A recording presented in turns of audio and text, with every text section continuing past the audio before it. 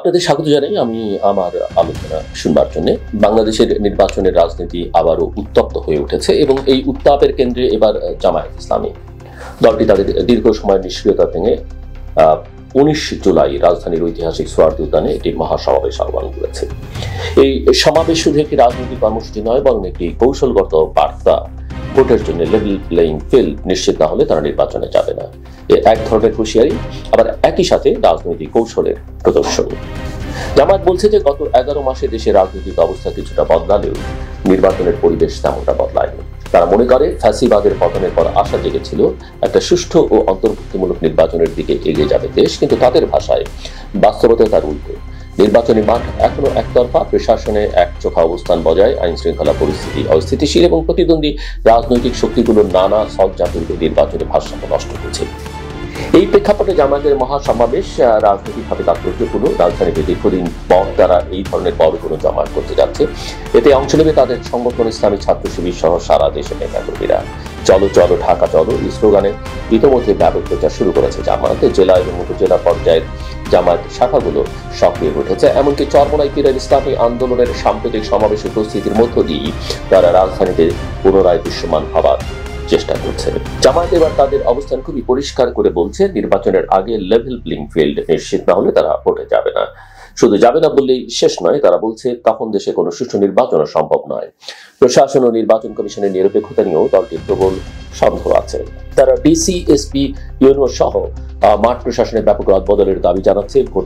Voter তালিকা এখনো হালনাগাদ হয়নি, যা নিয়োগ হোক তাদের শুধু নিজেরাই নয়, সমমনা দল এবং ভোট জোটগুলোকেও এই দাবি আদায়ের লড়াইয়ে যুক্ত করতে যাচ্ছে তারা। জামায়াতের নেতৃত্বাধীন এই আন্দোলনের একটা বড় দিক হচ্ছে তারা এবারে স্পষ্ট করে বলছে নির্বাচনের তারিখ পেছানোর দাবি তাদের নয়।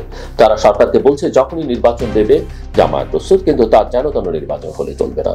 নিরাপদ ভোটার পরিবেশ, সমান সুযোগ এবং মৌলিক সংস্কার, এই 3 শর্তকে তারা বারবার উচ্চারণ করছেন। নির্বাচন কমিশনের প্রস্তুতি, নির্বাচনকালীন প্রশাসনিক কাঠামো, সহিংসতা ও অপশক্তি নিয়ন্ত্রণ সবকিছুতেই তাদের প্রশ্ন।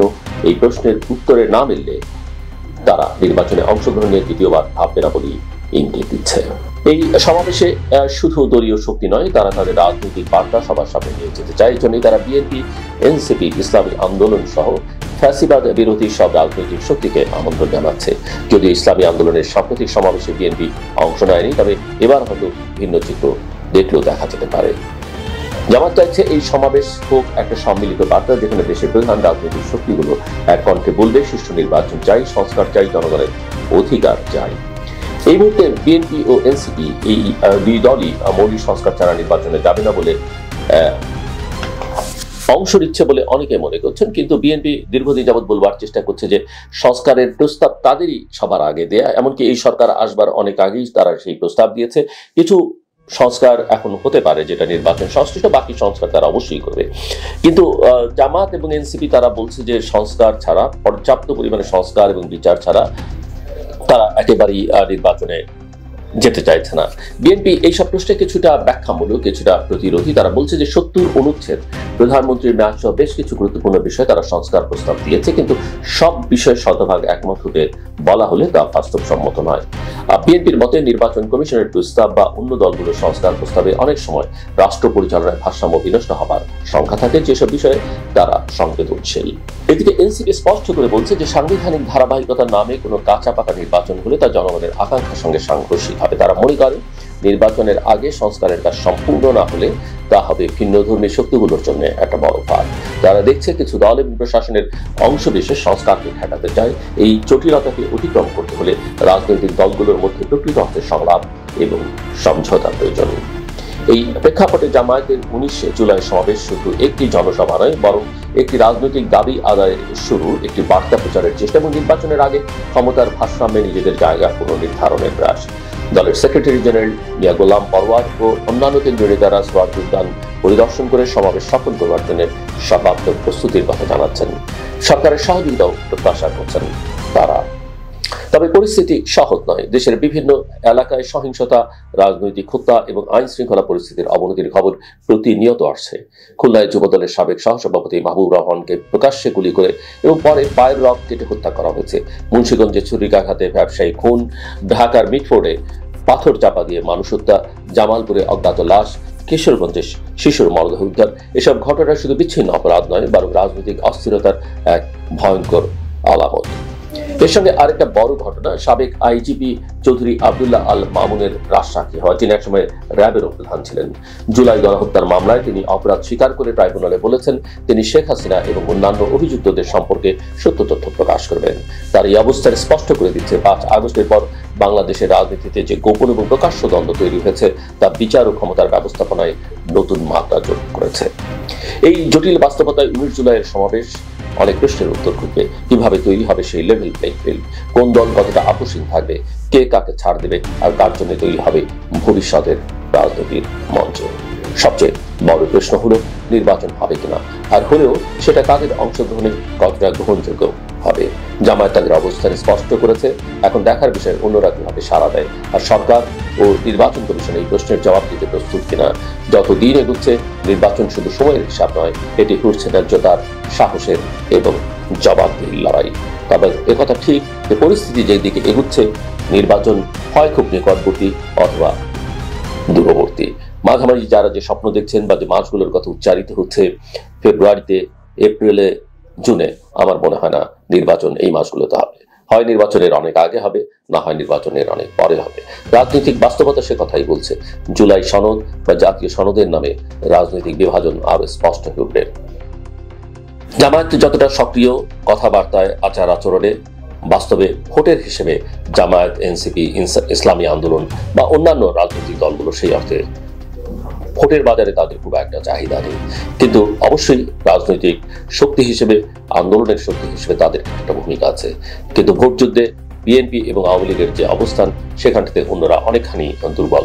যদিও বিএনপি এবং আওয়ামী লীগের রাজনীতি, তাদের ক্ষমতায় থাকাকালীন ভূমিকা এবং সাম্প্রতিক পরিস্থিতি নিয়ে নানা রকমের প্রশ্ন জনমনে আছে, কিন্তু শেষ বিচারে ভোটের জন্য মানুষ এখনো তাদের উপরে নির্ভরশীল। কারণ মানুষ মনে করে কিছুটা হলেও এরাই আসলে ডেলিভার করতে পারবে। এবং পতিত হিসেবে আওয়ামী লীগ এখন রাজনীতিতে দৃশ্যমান নয়। সেখানে বিএনপির একচেটিয়া দাপট আছে, যেটা বিএনপির জন্য এখন একটা বড় চ্যালেঞ্জ হয়ে দাঁড়িয়েছে। ক্ষমতায় গিয়ে বিএনপির নেতৃত্ব, বিএনপির এই ব্যাপরা ভাব নেতা কর্মীদের সেটা কতটা নিয়ন্ত্রণ করতে পারবে, সেটা বিএনপির জন্য নিঃসন্দেহে একটা বড় চ্যালেঞ্জ। তবে এই কথাও ঠিক যারা মনে করছেন নানা অজুহাতে নির্বাচনটাকে বিলম্বিত করা দরকার, যে রাজনৈতিক শক্তিগুলো এটা চাইছেন, তারাও ঠিক চিন্তা করছে বলে মনে হয় না। কারণ মানুষ একটা নিশ্চয়তা চায়, দেশের অর্থনীতি একটা নিশ্চয়তা চায়, ব্যবসায়ের একটা নিশ্চয়তা চায়, দেশি বিদেশি বিনিয়োগকারীরা নিশ্চয়তা চায়, উন্নয়নের সহযোগিতা নিশ্চয়তা চায়, এবং সাধারণ মানুষ তারও একটা নিশ্চয়তা চায়। ইতিমধ্যেই প্রমাণিত যে বর্তমান সরকার তার গভর্নেন্সটা আসলে অত্যন্ত দুর্বল, যে কারণে প্রতিদিন প্রকাশ্যে এই ধরনের হত্যাকাণ্ড, চাঁদাবাজি, দখলদারি হচ্ছে। বিএনপি স্পষ্ট করে বলছে যে তারা তাদের নেতাকর্মীদের যাদের বিরুদ্ধে অভিযোগ আসছে তারা বহিষ্কার করছে।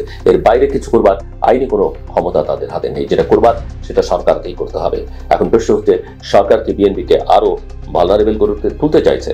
এখন সরকার তো নিরপেক্ষ সরকার থাকবার কথা, কিন্তু এটাও মোটামুটি ভাবে স্পষ্ট যে সরকারের আশীর্বাদ পুষ্ট রাজনৈতিক দল কিন্তু এখন ক্রিয়াশীল। এবং যে কারণেই একজন উপদেষ্টা সম্প্রতি বলেছেন যে যা কিছু ঘটছে তা সরকার করছে না, যা কিছু ঘটছে তা সরকারি দল করছে না। প্রশ্নটা সেখানেই, তাহলে সরকারি দল আসলে কোনটা বুঝতে কারো বাকি থাকবার কথা নয়, কিন্তু এই মনের কথা মুখ দিয়ে কিন্তু বেরিয়ে পড়ে। সব মিলিয়ে আসলে পরিস্থিতিটা খুব সুখকর, স্বস্তিকর নয়। একটাই উপায়, সেটা হচ্ছে একটা ভালো নির্বাচন, অন্তর্ভুক্তিমূলক, অংশগ্রহণমূলক নির্বাচন অনুষ্ঠান করা। এবং এই নির্বাচন যে সবকিছুর সমাধান দেবে তা নয়। এটা রাজনৈতিক শক্তি 5 বছরের জন্য ক্ষমতায় আসে, সবাই জানে যে তারা 5 বছর ক্ষমতায় থাকবেন, তারা জানে, জনগণ জানে, তাদের বিরোধীরা জানে। সেখানে এক ধরনের সেটেলমেন্টের একটা ব্যবস্থার সুযোগ থাকে। আমার মনে হয় যে সেদিকে, এবং রাজনীতিবিদদের সঙ্গে তারা ভালো হোক কিংবা খারাপ হোক, জনগণের একটা সরাসরি সম্পর্ক থাকে। এই বিষয়টা কিন্তু সবার মাথায় থাকা দরকার। শেষ করবার আগে যেটা বলি, কারো ব্যক্তিগত বিষয় নিয়ে উপহাস করবেন না। মনে রাখবেন, জীবন কারোর জন্য, আমাদের কারোর জন্য সহজ নয়। আমরা দেখি অন্যের দুর্দিনে, অন্যের বিপদে বা অন্যের দুর্বলতাকে আমরা অনেক সময় উপহাস করি। এই প্রবণতাটা আসলে আমাদের পরিহার করা দরকার। আমাদের প্রত্যেকের জীবনে ভালো আছে, প্রত্যেকের জীবনে খারাপ আছে, দুঃসময় আছে।